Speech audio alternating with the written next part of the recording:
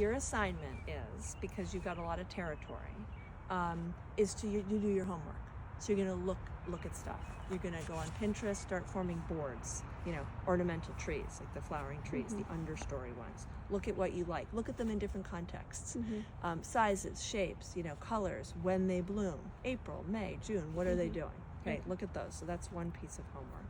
You've got all your weeding and you're trying to get rid of the bittersweet and stuff, and some pruning. You're going to do the stone wall and all that. But I think, you're going to go to the Arboretum and look and see what you like there. So I think you got your immediate things and then you have your long range things. And I'm trying to rein you in on the things that are small, whereas I think we want structural things right now. Trees, shrubs, get those in, research those. What about the tree holly? What about, any other options? There might be other options. Use ChatGPT and explore. But I think your assignment is research. Fun research. Yeah.